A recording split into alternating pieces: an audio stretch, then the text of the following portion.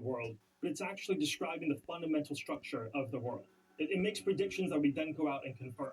What you're telling me and telling our audience is, look, this isn't something we're just making up. We're seeing math in the very fabric Yes. of the universe. So does that mean math is the language of God? Atheism says everything came from randomness with no design and no purpose.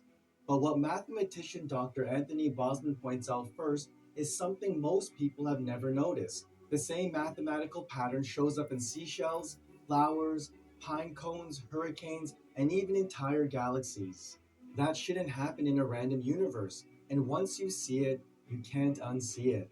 As you watch, I'll show you why this order in nature points clearly to a creator you can trust. Let's talk about math now. Why do math patterns show up in nature? Well, first, let me give you an example of it. You have that pineapple over there, right? Mm-hmm. So if you grab that pineapple, Okay. and in this pineapple, hand it to me really fast. Okay. You can see you have two different kinds of spirals. You have spirals going this way, and spirals going this way. So if we count the spirals going this direction, Okay. we're going to lock it in with my thumb. Okay. We have 1, 2, 3, 4, 5, 6, 7, 8, and then back to my thumb. So 8 spirals going that direction. All right. Now we're going to count the spirals going the other direction. Okay. So I'm going to lock it in with my thumb. 1 here, 2, 3, 4, 5, 6, 7, 8, 9, 10, 11, 12, 13, and back where I started. All right. So 8 one direction, 13 the other. Okay. Incredible. Right. So why is that incredible? Yes, I'm still waiting for the answer. So 8 and 13 are special numbers in mathematics. Okay. They show up in something called the Fibonacci sequence. Heard of that before? Yes. So Fibonacci is where you began with 1 and 1, and then each next number is the sum of the previous 2. So 1 and 1 gives you 2, 1 and 2 gives you 3, 2 and 3 gives you 5, 3 and 5 gives you 8, and 5 and 8 gives you 13. The Fibonacci numbers show up in the pineapple. And it doesn't just show up in the pineapple. Grab that sunflower. If you look at the spirals of the inside of a sunflower and count them, you get Fibonacci numbers. You get 34 going one direction and 55 going the other direction, which are the next two numbers in the Fibonacci sequence. And it's not just pineapples and sunflowers. You can look at pine cones. They show up there.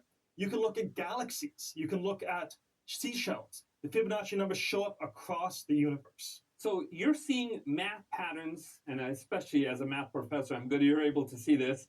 You're seeing math patterns throughout our world, throughout the universe. What is that telling you? Right. So when mathematicians talk about this, and physicists, for example, Eugene Wigner was a Nobel Prize-winning physicist, and he wrote a paper called The Unreasonable Effectiveness of Mathematics. And throughout this paper, when he looks at the fact that mathematics shows up throughout the world, he calls it miraculous. 12 times in this paper, he used the word miraculous to describe it. And so here's a scientist wrestling with the fact that somehow mathematics describes the universe. He throws out all the scientific vocabulary and uses the theological word miraculous to describe it. So for me, when I listen to mathematicians and physicists wrestle with this, it's such a clear signpost to the fact that there is a creator. When Dr. Anthony Bosman explains the Fibonacci pattern, here's where it gets interesting. As the numbers grow, they move towards something called the golden ratio, a proportion that creates striking harmony. This shows up in the smallest living things like plants, helping leaves get the most sunlight, and it even shows up in the largest things we can see like spiral galaxies. Harmony and math keep appearing together in places that have nothing to do with each other. That doesn't look random. Atheism asks us to believe this happened by chance, but that's like dumping a million pieces of Lego on the floor and claiming they built themselves into a vast city. Pieces don't arrange into design, purpose, and order without a builder. For Christians, this points to the mind of a wise creator who made the world with intention. Then Dr. Anthony Bosman shares something even more striking. Math isn't invented, it's discovered. Shares next, including a story about Galileo, shows how mathematics pointed to something in the universe long before anyone could see it. Now, some people might say, wait a minute, you're saying math is discovered, but I think math is created or invented. What would you say to those people? Yeah, that's a great question. I think it's a bit of both. right? When Isaac Newton looked at the data for how the planets orbit and came up with his universal law of gravitation, right? He used notation that he had invented to describe the orbit of the planets. He comes up with his law of gravitation. But he's not imposing something onto the world. He's actually discovering something about the world. And the way we know this is he discovers this in the 1600s. In the 1700s, we find a new planet, Uranus. And when Uranus was discovered, it didn't quite fit the equation of Isaac Newton. His equation seemed to be wrong. But then people realized, well, it could fit the equation if there was something else pulling on Uranus, pulling it a little bit further so it's just not quite exactly what the equation said from this one perspective. But if you include this extra planet, it would fit the equation. So people hypothesized there must be an extra planet beyond Uranus. Now, we had no evidence of this yet. The telescope wasn't strong enough to perceive it. But 100 years later, we discovered the planet that the equation predicted, which was Neptune. And so what you see going on here is the mathematics isn't just something we impose upon the world, but it's actually describing the fundamental structure of the world. It makes predictions that we then go out and confirm. What you're telling me and telling our audience is, look, this isn't something we're just making up. We're seeing math in the very fabric of the universe. So does that mean math is the language of God? Yeah. So that's what Galileo said. When God created, he used the language of mathematics, right? And people have wrestled with, why is the universe so mathematical? And some have tried to resist concluding God. There's a professor at MIT. He concludes the reason that the universe is mathematical is because the universe is just a mathematical object. You and I are mathematics that is somehow self-conscious and alive. And it's kind of an absurd, ridiculous theory, but it's showing the lengths to which people are wrestling with the fact that there's this deep structure to the world. When I talk to my physicist friends about this, I have one friend who's a physicist, comes from a secular background, doesn't have any Christian commitments, but he told me that this is what keeps him up at night. Why is there this mathematical structure? This keeps me up at night. And then he says, I know how you as a Christian make sense of it. So he, as a secular physicist, can look at me and say, I know how you as a Christian. He sees how it points to God, right? And so it's not just something that you read into it, but it's actually the structure of the world is strong evidence that there is a creator. That's really incredible. This is the first time I'm getting excited about math right now. When Dr. Anthony Bosman says math discovered rather than invented, it goes deeper than nature. It means the universe is built on a mathematical structure that existed long before humans were here to think about it. Isaac Newton didn't invent gravity, he discovered what was already true. Here's where things get really interesting. Think about the expansion of the universe. If it were even slightly faster, galaxies would never form. Slightly slower, everything collapses back on itself. It's like a dial with trillions of tiny markers where life's only possible if it's set on one exact point. If it moves even a hair's breadth, nothing as we know it could exist. That kind of precision doesn't look accidental. It looks like careful design woven into reality. For Christians, this shows that reality itself is ordered by a greater mind and not formed by chaos. And just when you think this was already compelling enough, Dr. Anthony Bosman goes one step further. He turns to the Big Bang, and what he shows here is hard to ignore. You know, when you think about the theories behind how this universe came about, the majority of scientists say, well, there was this Big Bang. Before that, there was this, essentially the laws of physics were broken down, the singularity, and then some quantum fluctuation, and boom, the universe began. Stephen Hawking said, no, we don't need any kind of creation or origin. The laws of gravity have always been there. And then you got the multiverse theory out there that especially superhero movies are really interested in, right? And then there's theism. Based upon your study of mathematics, let's lay aside the church, let's lay aside the Bible. Which of those makes much more sense and is inconsistent with the data of mathematics? So from much of human history, we just assumed the universe always existed, right? The ancient Greeks, they thought it was always here. And that's why is the universe here? It's always been here, right? But the discovery of cosmology is the universe had a beginning. And so now how do we make sense of the fact the universe had a beginning? The Big Bang Theory is just the recognition that there was an initial point of time. Now, one way to try to explain how the universe had a beginning is to try to appeal somehow the laws of physics. That's what Stephen Hawking claimed. He says, because there is a law such as gravity, the universe can and will create itself from nothing. But when I think about what the law of gravity is, it's just a mathematical description of the world, right? Do you have a wallet on you? I don't. I wish I did. Okay. Yeah. Well, if you think about pull out your wallet, you can use mathematics to describe how much money you have. Maybe it's like a 20 and a 5, 25, mathematics describes it.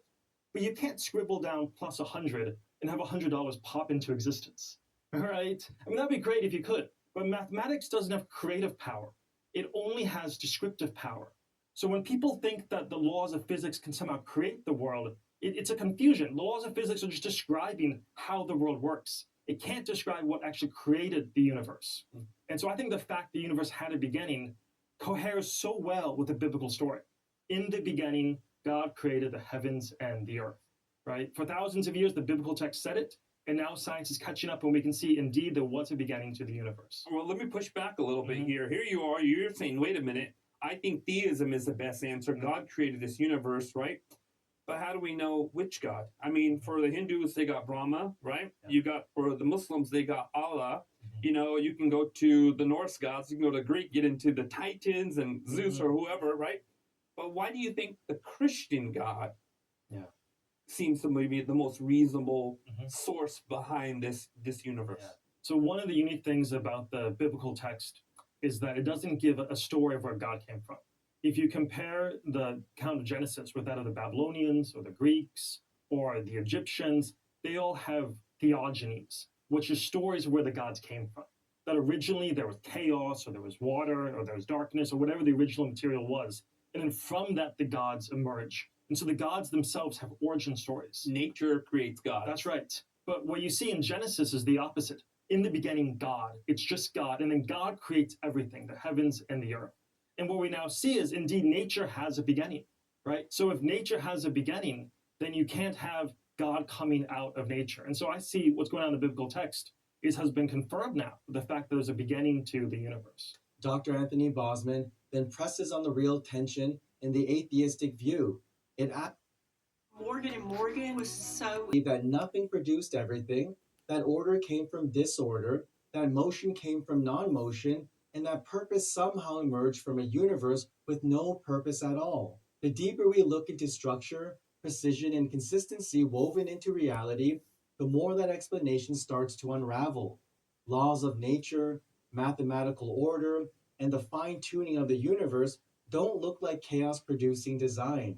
They look like intention from the very beginning. For Christians, this doesn't point to an abstract force, but a personal creator. An ordered world makes far more sense if it came from a rational, intentional being who was already there in the beginning. This is why God is the best possible explanation for the universe and its design. And just when you think the argument is complete, Dr. Anthony Bosman turns to the question atheists often raise: who created God? What he says next shifts the whole conversation and opens up a perspective on eternity that may change how you see life today. And let me come at another angle, but how do you know God doesn't have a beginning? If we're going to apply the idea of something with the cause and beginning, why don't we apply that to God? Why is God immune from this beginning? Aren't we going into this problem of infinite regress? Yeah. So the question is, if God created the universe, then who created God? Some Right. people ask this, right? The reason we want to explain what created the universe is because the universe had a beginning, right? The fact we can look at the cosmological evidence and see the universe is expanding. You play that story in reverse. If it's expanding, you go back to those initial point. But it's only because the universe had a beginning that you ask what created the universe.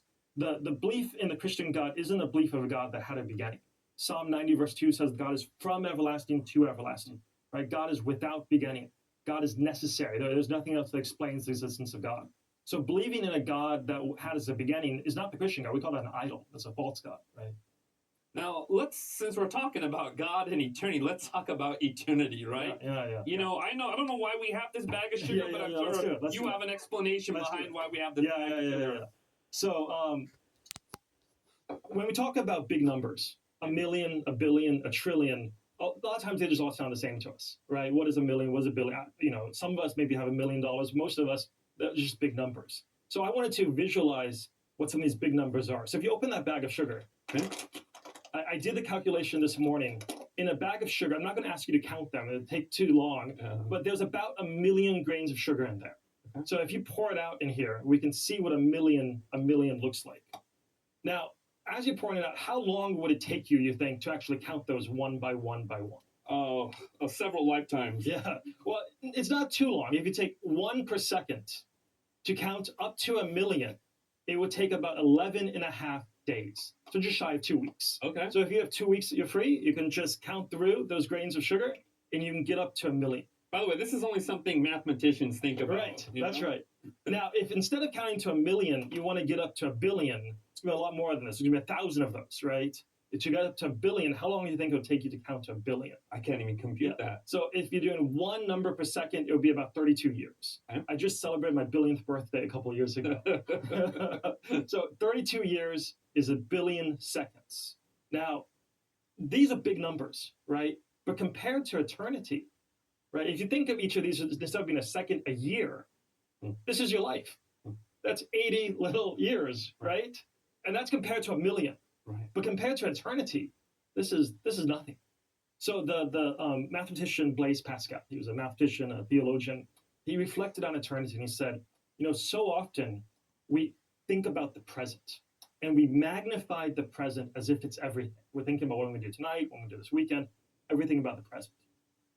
But at the same time, we never think about eternity. We never think about the whole. He says, by doing so, we magnify the present to make it everything, and we diminish eternity to make it nothing. Mm-hmm. And so what mathematics teaches me is it reminds me that, okay, let's keep things in perspective, right? Let's keep just the moment of our life in perspective of the rest of eternity.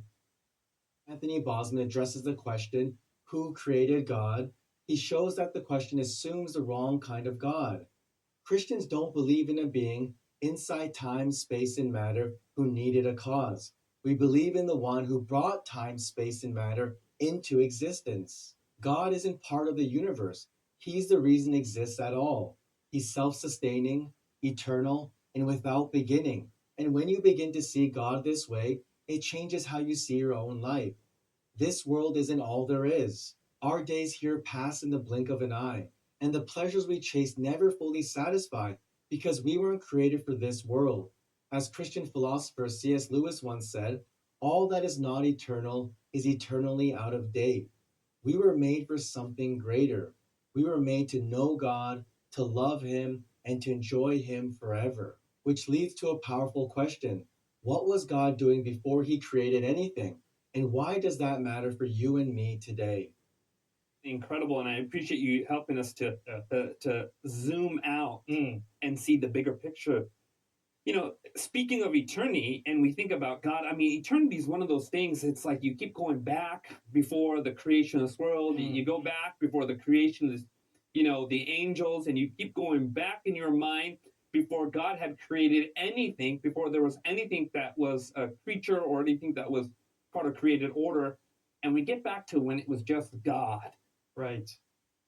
What was God doing from eternity past? Yeah, that's a great question. It's hard to wrestle with because whenever you think of God, you might think of like God in heaven. But as you said, even the angels had to begin, right? Even God's throne, it's just God. What is that ultimate reality? As I've grappled with this, there's a line of Jesus that's helped me. Jesus prays in John 17. So towards the end of his life, coming to the cross, Jesus prays to the Father. And he says, Father, you loved me from before the foundation of the world. And so the picture there is there's just God. But the Christian conception of God is rich. God exists as three persons, as Father, Son, and Spirit. And so from eternity past, God existed in love relationship, the Father loving the Son. When Jesus thinks back to eternity past, he said, you loved me. And so the thing that fills eternity in the Christian view is God's love. And that's what filled eternity past. And then that's what fills eternity future, right? Sometimes I think about, what am I going to do forever, right? If I take seriously the claim that Christ gives us eternal life, like there's some cool math that we can do, right? But only for so long. What is going to fill that eternity? And for the Christian, it's that we get caught up in the love of God. The same thing that filled eternity past, God's love, fills eternity future. And what you're telling us is, look, it may be difficult to comprehend, but God was in relationship. But I think it's good for us to think about this because so often we get caught up thinking this is what it is reality, right? Like this material stuff is reality. And therefore my life should be about accumulating nice material things, Right. or whatever it might be. But it's like actually like all of material reality is just a blimp compared to the eternity that preceded it. And so when you zoom out even further now, right? You zoom out like all of this that is material, that is just such a small moment compared to the greater fundamental reality of God's love. And so that means the things that should be about in this world are relationships, about the love of God, showing that to people, right? Things that endure, things that will last forever. Dr. Anthony Bosman then brings everything together. Before creation, God already existed in perfect love as the Father, Son, and Holy Spirit. He didn't create us because he was lonely or lacking something. He created us to bring us into that love. This is where everything you've seen in this video finds its meaning. The order in nature, the precision of math, and the design of the universe all point to this God. But our sins separated us from him. That's why Jesus Christ came. He obeyed God in every thought, word, and action where we failed, and that obedience is given to us as righteousness. He died in our place, took the judgment we deserved, and rose again to reconcile us to God. Through the gospel, we're invited back into that eternal love.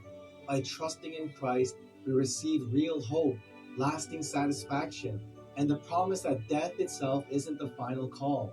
Because he rose, we too will rise. This is the hope behind the design, the intelligence, and the purpose woven into creation.